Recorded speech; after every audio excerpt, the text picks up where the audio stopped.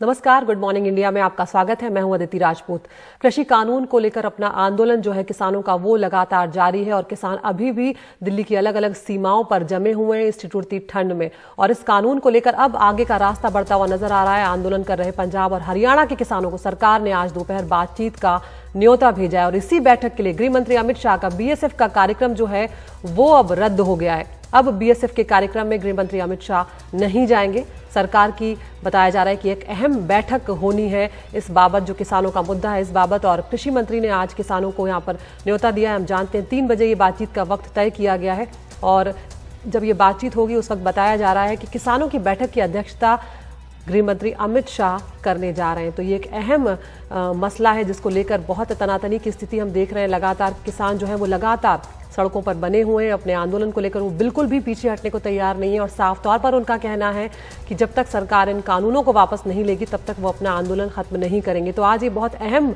बातचीत होने जा रही है सरकार और किसान के जो नेता हैं उनके बीच में, जिससे कोई नतीजा निकल सकता है। ज्यादा जानकारी दे रही है गृह मंत्री के दौरे को लेकर हमारी सहयोगी नीता शर्मा।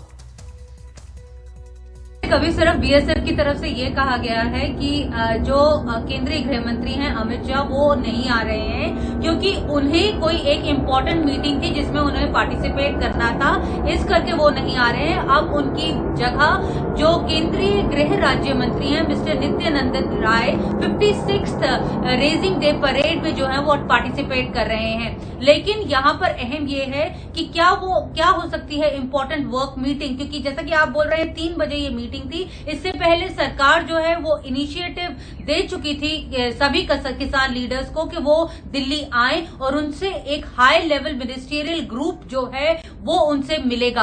अगर एक हाई लेवल मिनिस्ट्रियल ग्रुप उन्हें मिलेगा उसमें सबसे सीनियर मोस्ट मिनिस्टर जो हैं वो अमित शाह भी हैं और राजनाथ सिंह भी हैं। तो इनमें से दोनों लीडर्स वहां पे होंगे या नहीं होंगे अभी इसकी कंफर्मेशन नहीं है। लेकिन क्योंकि दिल्ली के आसपास और पूरे देश भर में कानून व्यवस्था का जो जिम्मेदारी है वो केंद्रीय गृह मंत्री की है, तो ऑब्वियसली वो इसी सभी बातों में और जो ये बैठकें होंगी उससे पहले भी जो बैठकें होंगी उसमें एक अहम रोल प्ले करेंगे। पिछले यूनियन होम मिनिस्टर और मिस्टर तोमर पिछले 24 घंटे से ज्यादा में ऑलमोस्ट 48 आवर्स में 2 से 3 मीटिंग कर चुके हैं। सरकार अपना बयान भी जो है वो किसानों तक पहुंचाना चाहती है। यही वजह है कि कल जब agriculture minister mister Amit Shah से मिलकर वापस गए तो एक सीरीज ऑफ ट्वीट्स उन्होंने किए कि किस तरह ये जो नए कानून हैं वो फार्मर्स और किसानों के समर्थन के लिए हैं, उनकी भलाई के लिए हैं। तो इससे सरकार का रुख तो पता चलता ही है, लेकिन वो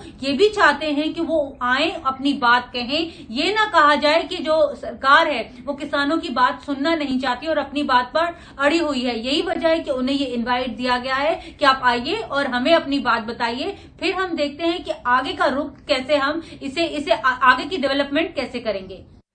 तो जहां पर गृह मंत्री अमित शाह ने अपना बीएसएफ का कार्यक्रम का जो दौरा था वो रद्द किया है, वहीं सरकार की कुछ बैठकें होने जा रही हैं और सरकार के जो नया प्रस्ताव है किसान नेताओं की बैठक का, उसके पहले किसान नेता जो है वो भी बैठक कर रहे हैं और गृह मंत्री किसान संघ के गृह मंत्री के उस प्रस्ताव को पहले हम जानते हैं कि खारिज कर चुके हैं, जिसमें बातचीत के लिए किसानों को बुराड़ी ग्राउंड पहुंचने की शर्त रखी थी। अलग अलग तस्वीरें आप देख रहे हैं कि किस तरह से सरकार का एक न्योता आया है। सिंघू बॉर्डर पर इस ठिठुरती ठंड में किसान जो है वो लगातार जमे हुए हैं, वहीं पर उन्होंने अपने राशन पानी का सारा इंतजाम जो है वो साथ लेकर आए हैं। बुराड़ी के मैदान में भी आप स्थिति देख रहे हैं कि सरकार के जो बनाए टेंट हैं या जो किचन है उनको किसान बिल्कुल भी स्वीकार नहीं कर रहे हैं और टीकरी बॉर्डर पर भी किसान डटे हुए हैं। किसानों का ये भी कहना था कि बातचीत के लिए जो शर्तें रखे रहे हैं गृह मंत्री अमित शाह और बुराड़ी ग्राउंड में जाने के लिए जो उनका कहना है वो हमारे आंदोलन को कमजोर करने की साजिश है और इसीलिए किसानों ने इनकार कर दिया। ऐसा लगता है कि 3 दिसंबर से पहले भी वार्ता की जाए और कोई रास्ता निकले तो ज़्यादा अच्छा होगा। इसलिए 1 दिसंबर को दोपहर 3 बजे विज्ञान भवन में उन सभी किसान यूनियन के नेताओं को आमंत्रित किया गया है जो पहले दौर की वार्ता में उपस्थित थे। सरकार की तरफ से 32 किसान संघ के नेताओं को बातचीत के लिए बुलाया गया है। हालांकि कुछ किसानों का कहना है कि दूसरे संगठन के नेताओं को भी बातचीत में शामिल करना चाहिए। दरअसल किसान चाहते हैं कि सरकार इसे पंजाब के किसानों के आंदोलन के तौर पर सिर्फ ना देखे और दूसरे राज्यों के जो किसान संघ हैं उनको भी इस बातचीत में शामिल किया जाए, क्योंकि ये पूरे देश के किसानों का मसला है। किसानों की मांग है कि उनकी 7 सदस्यों वाली जो अखिल भारतीय किसान कमेटी है उनके सदस्यों को भी बातचीत में शामिल किया जाए। इस कमेटी में योगेंद्र यादव और हरियाणा के किसान नेता गुरनाम सिंह भी शामिल हैं। किसानों ने प्रधानमंत्री से अपील की है कि वो उनके मन की बात सुने। किसान नेता और स्वराज इंडिया के अध्यक्ष योगेंद्र यादव ने कहा है कि 5 झूठ सरकार की तरफ से बोले गए हैं। यह आंदोलन अराजक नहीं है, इस आंदोलन में नेतृत्व है और ये किसी एक राज्य का नहीं है, पूरे देश के किसानों का आंदोलन है। बहुत मेहरबानी। सो मन में जो बात साल से हम सुन रहे हैं मोदी का, सारे देश के किसान आज 4 दिन से देश के किसान अपने मन की बात मोदी जी को सुनाने आए हैं। तो हमने जो मोदी जी को बोला है कि किसानों के मन की बात सुनो, वरना आपको बहुत महंगा पड़ेगा और इसका जो सबक आपको मिलेगा, आप और आपकी पार्टी और ये रूलिंग पार्टी और भारत सरकार को हमेशा हमेशा याद रहेगा। इसके लिए हमारे किसान आर पार की लड़ाई लड़ने के लिए आए हैं। पहला झूठ क्या था कि इसका विरोध किसान नहीं कर रहे, बिचौलिए कर रहे हैं। मैं नहीं बोलूंगा, आप जाके चेक कर लीजिए इसमें कितने बिचौलिए हैं। दूसरा झूठ क्या चला कि बेचारे किसानों को तो पता ही नहीं है, इनको तो बरगलाया जा रहा है। किसान नहीं है, बच्चा है, 5 साल का बच्चा है, इसको अपना भलाई बुराई कुछ पता नहीं है। सिर्फ मोदी जी को पता है, प्लानिंग कमीशन के बैठने वाले इकोनॉमिस्ट को पता है, और किसी को पता नहीं है। आज पंजाब के बच्चे बच्चे को गांव में सच्चाई पता है। जिस तरह से किसानों का आंदोलन जब शुरू हो रहा था, उनको अलग अलग जगहों पर रोकने की लगातार कोशिशें की गई। किसान दिल्ली आना चाहते थे लेकिन उन्हें रोका जा रहा था और इस सब कोशिशों में पुलिस और किसान जो है वो कई बार आमने सामने हुए। और सिंघू बॉर्डर पर हमने देखा था कि शुक्रवार को जिस तरह की स्थिति पैदा हुई थी, काफी तनावपूर्ण स्थिति हो गई थी। पुलिस ये चाह रही थी कि किसान जो है वो अभी रुके, लेकिन किसान जो है वो बैरिकेड तोड़कर आगे बढ़ने लगे। अब इस मामले में केस जो है वो दर्ज किया गया है। सिंघू बॉर्डर पर 27 नवंबर को जो प्रदर्शन हो रहा था उसको लेकर पुलिस ने भीड़ को नियंत्रित करने के लिए बल प्रयोग भी किया था, आंसू गैस के गोले भी छोड़े थे।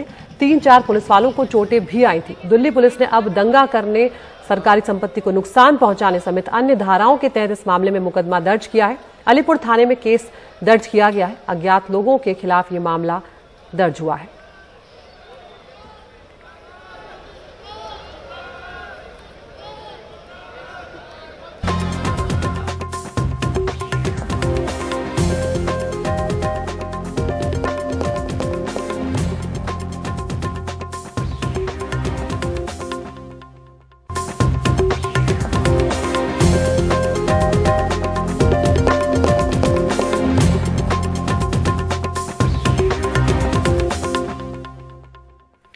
तेलंगाना में आज ग्रेटर हैदराबाद में नगर निगम चुनाव के लिए वोट डाले जा रहे हैं। इस बार यहां का चुनाव प्रचार काफी हाई प्रोफाइल रहा है। बीजेपी ने प्रचार के दौरान यहां अपनी पूरी ताकत झोंक दी थी। स्थानीय नेताओं के अलावा गृह मंत्री अमित शाह, अध्यक्ष जेपी नड्डा, योगी आदित्यनाथ समेत कई बड़े चेहरों को प्रचार में उतारा था।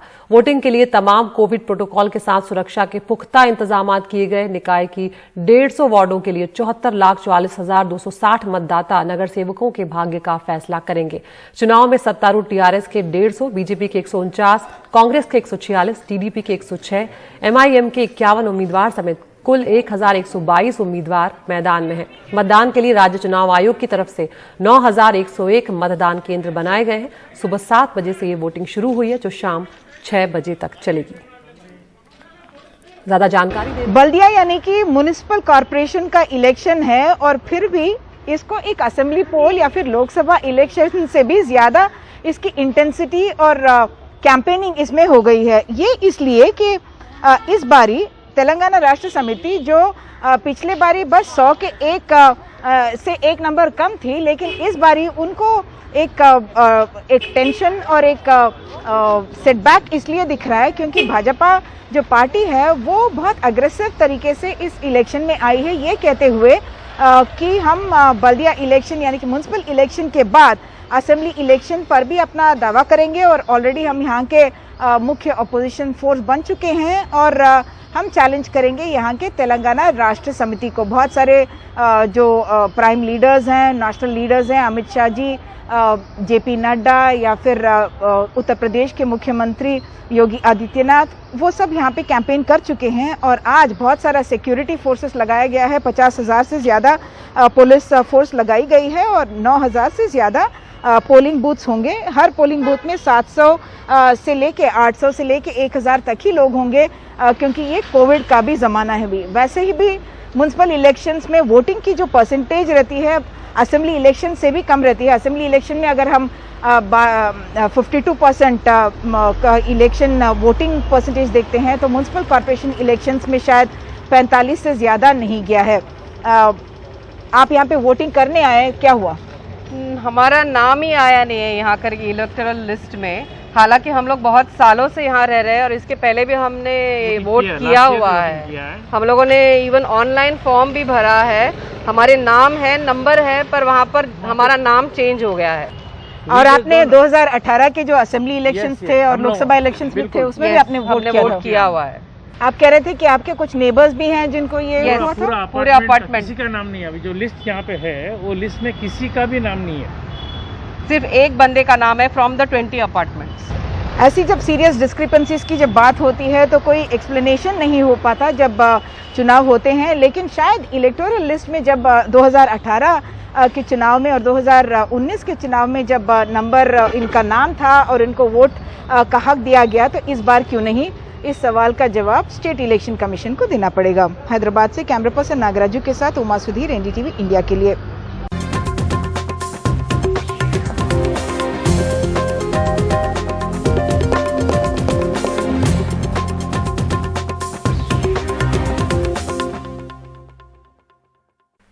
और गुड मॉर्निंग इंडिया में अब वक्त हो गया है टॉप न्यूज का। आपको बता दें कि एनडीटीवी इंडिया आप यूट्यूब पर भी देख सकते हैं। रोज हम आपको एक पोल दिखाते हैं जिसमें आप हिस्सा ले सकते हैं और चुन सकते हैं अपनी पसंद की खबर। तो टॉप न्यूज में आज सबसे पहली खबर है, दिल्ली कूच के 5 दिन बाद किसानों को सरकार ने आज बातचीत के लिए बुलाया। दूसरी खबर है, 27 नवंबर को दिल्ली की सिंघू बॉर्डर पर जो किसानों और पुलिस वालों के बीच में तनातनी की स्थिति पैदा हुई थी, उस बवाल को लेकर अब अज्ञात लोगों पर दंगे का केस दर्ज किया गया है। तीसरी खबर है हैदराबाद से जुड़ी हुई, जहां पर निकाय चुनाव की वोटिंग जारी है। क्या टीआरएस ओवैसी के गढ़ में सेंध लगा पाएगी बीजेपी? ये एक बहुत बड़ा सवाल है। अगली खबर उत्तर प्रदेश से है, जहां पर लव जिहाद कानून आने के बाद 2 दिन में 2 मामले जो है वो दर्ज किए गए हैं और दोनों को लेकर ही सवाल खड़े हो रहे हैं। और आखिरी खबर है वैक्सीन से जुड़ी हुई, जो एक अच्छी खबर आई है। एक कदम और आगे बढ़ा है जो मॉडर्ना है वो, और उसने इमरजेंसी इस्तेमाल की इजाजत अब मांगी है। तो आप इसमें से कौन सी खबर है जो देखना चाहते हैं, उस पर आप इस यूट्यूब पोल में हिस्सा ले सकते हैं और उस खबर को हम आपको एनडीटीवी इंडिया पर दिन भर विस्तार से दिखाएंगे। तो आज के लिए इतना ही, नमस्कार।